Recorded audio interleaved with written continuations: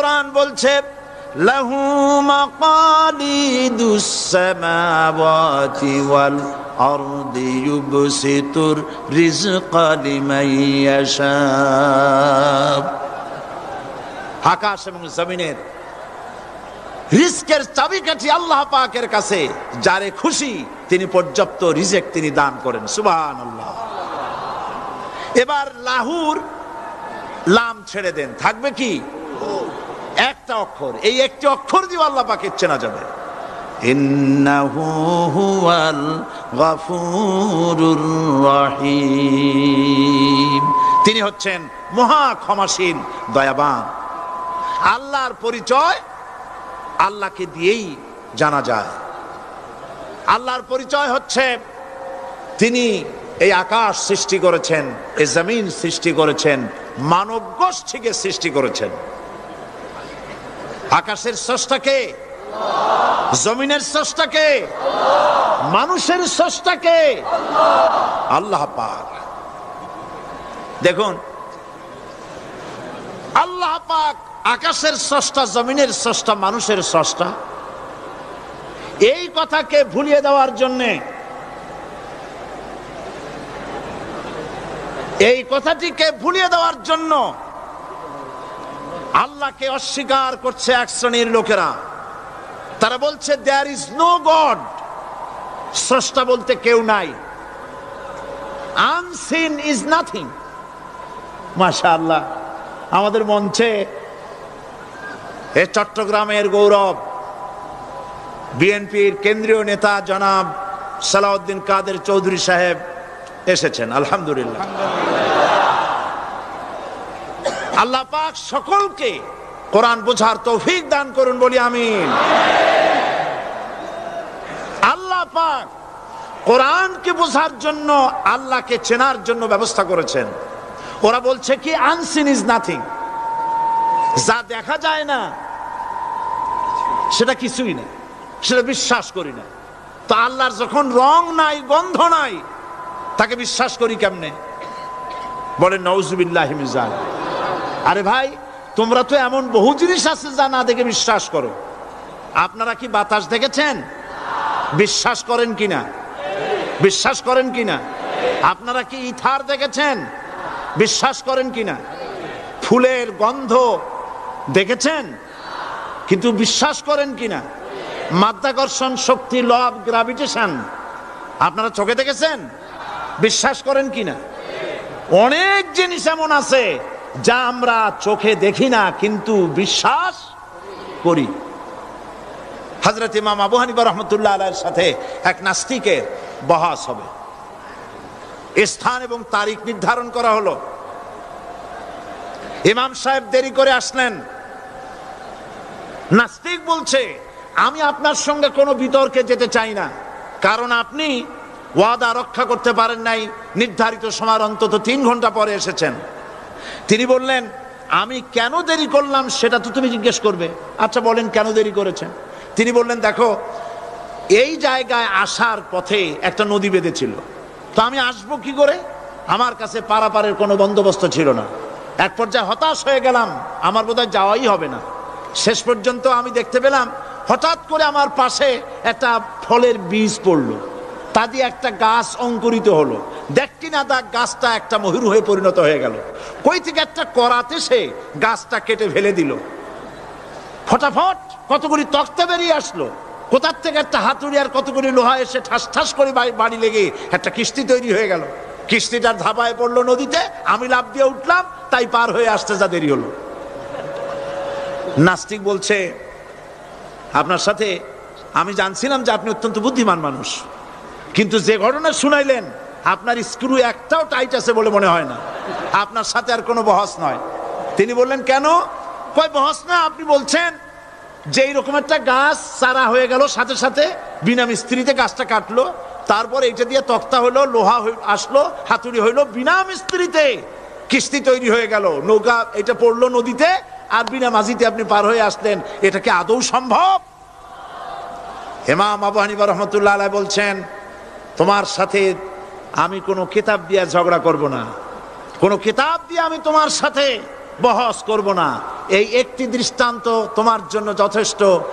একটা মিস্ত্রি ছাড়া যদি একটা কিস্তি তৈরি না হতে পারে, একটা গাছ কেটে তক্তা যদি না হতে পারে, এই বিশাল আকাশ, এই বিশাল জমিন আর তোমার মতো এরকম একটা সুন্দর মানুষ বিনা মিস্ত্রিতে বিনা স্রষ্টায় তৈরি হলো কেমনে? এক কথায় নাস্তিক বলছে আমার জীবনের ভুল ধরা পড়লো। নাস্তিক বলছে জীবনের ভুল ধরা পড়েছে, আমি মুসলমান হয়ে গেলাম। লা ইলাহা ইল্লাল্লাহু মুহাম্মাদুর রাসূলুল্লাহ। জোরে পড়েন লা ইলাহা লা ইলাহা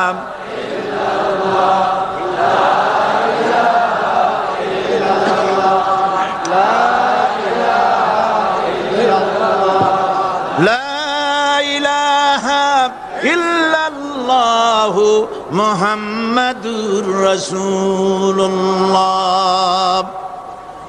প্রিয় কোরআন পাগল ভাই সব, মাহফিল কর্তৃপক্ষ আমাকে স্লিপ দিয়েছে, প্রচন্ড চাপ সৃষ্টি হয়েছে চতুর্দিকের রাস্তায়, মানুষ বসার জায়গা পাচ্ছে না, দাঁড়াবারও জায়গা নাই। আমরা তো এই মাঠ টেনে লম্বা করতে পারবো না, তবে আপনারা একটু চেপে বসলে বোধহয় ভালো হয়। আপনারা কি রাগ করবেন নাকি? তাহলে বসা অবস্থায় দাঁড়াবেন না মোটেই? বসা অবস্থায় সামনের দিকে একটু এগিয়ে আসা যায় কিনা? তাহলে তাই করুন, দাঁড়াবেন না কেউ, বসা অবস্থায় সামনে চাপেন, আর দাঁড়ানো ভাইরা সুযোগ গ্রহণ করেন।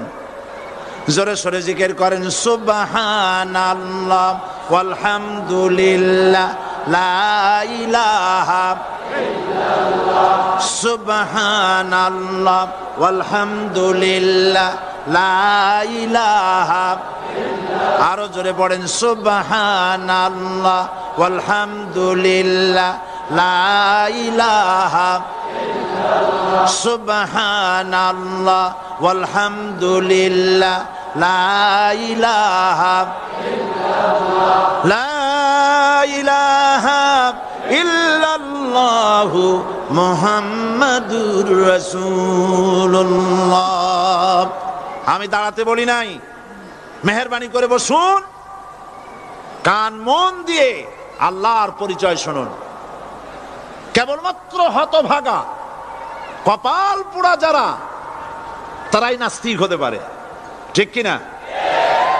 আমি মনে করি না এই মাহফিলে কোনো নাস্তিক আসছে। আমি বিশ্বাস করি সকলে আল্লাহরে বিশ্বাস করে, কোন আলহামদুলিল্লাহ। কিন্তু কপাল পোড়ারা তারা বলে আল্লাহ নাই। এই ধরনের এক কপাল পোড়া ঢাকা বিশ্ববিদ্যালয় ছিল, মরছে। তার মৃত্যুতে দেশের প্রধানমন্ত্রী বলেছেন জাতির অপূরণীয় ক্ষতি হলো। আমি বললাম অপূরণীয় ক্ষতি হয় নাই, শয়তানটা কমছে। সে মরার আগে বলেছে কি জানেন? মরার আগে বলেছে আমার লাশ গোসল হবে না, দাফন হবে না। এইটারে মরার পরে তোমরা মেডিকেল কলেজে দিয়ে দিবা, তারা আমারে কাটাছেড়া করিয়া অপারেশন শিখবে। বেচারা বুঝতে পারছে যে মরার পর তার অবস্থাটা কি হবে, তো এদিক দিয়ে কাটাছেড়া করে যদি শেষ করে দেয় সেই ভালো, কবরে না যাই। তাকে রাখা হলো বারডেমের ডিপ ফ্রিজের ভেতরে। কদিন পরে তার অন্তিম ইচ্ছে অনুযায়ী মেডিকেল কলেজে পাঠানো হলো। ছাত্র শিক্ষকরা যখনই শুনেছে যে ওই লাশ আসতেছে, তারা রাস্তায় দাঁড়ায় বলছে আল্লাহর রাস্তায় মাপ চাই, এইটার এদিকে আনবেন না। কারণ জীবনে বাইসে থাকতে যে আল্লাহরে স্বীকার করে নাই, ওরে অপারেশন করে যা শেখবো এতে রুগী শুধুই মরবে, বাঁচবে না কেউ। এরপরে সলিমুল্লাহ মেডিকেল কলেজে নেওয়া হলো, তারাও একই কথা বললো। শেষ পর্যন্ত নিয়ে ডিপ ফ্রিজে রাখছে, এখন কোথায় আছে আমি জানি না। এখন লাশের অবস্থা এই হয়েছে যে রাস্তায় যদি ফালায় দেয় কুত্তাও খাবে না, কারণ এত বাসি লাশ। আমার দেশের কুত্তা এত অভদ্র না যে এত পচা লাশ খাবে। আল্লাহ অমান্য করলে পরে, অস্বীকার করলে পরে আল্লাহ পাক এইভাবে শাস্তি দেন।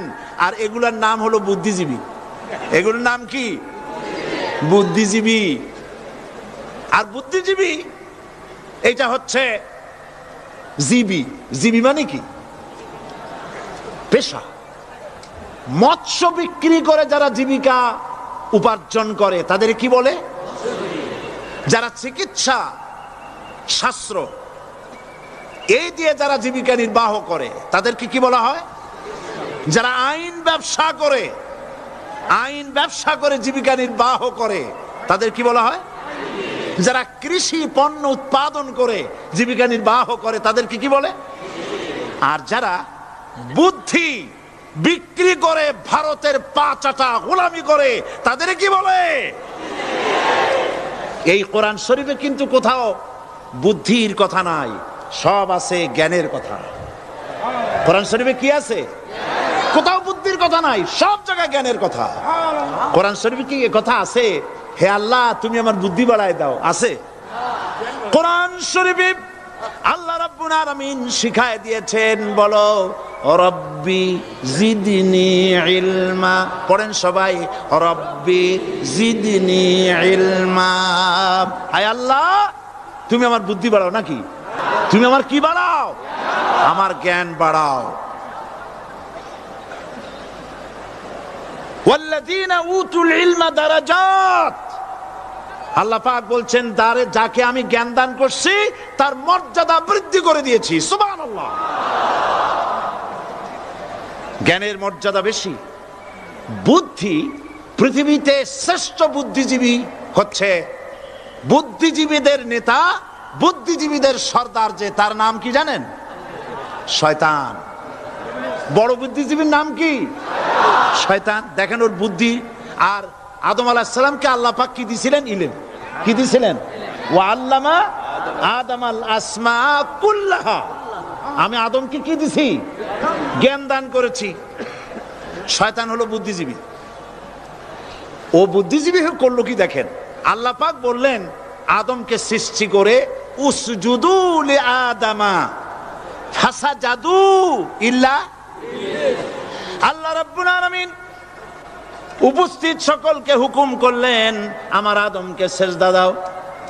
সবাই সেজদা করলো। করলো না কে? মিস্টার ইবলিস সেজদা করলো না। আল্লাহ পাক প্রশ্ন করলেন, ইবলিস তুমি আমার হুকুম মানলে না কেন? কেন তুমি সেজদা করলে না?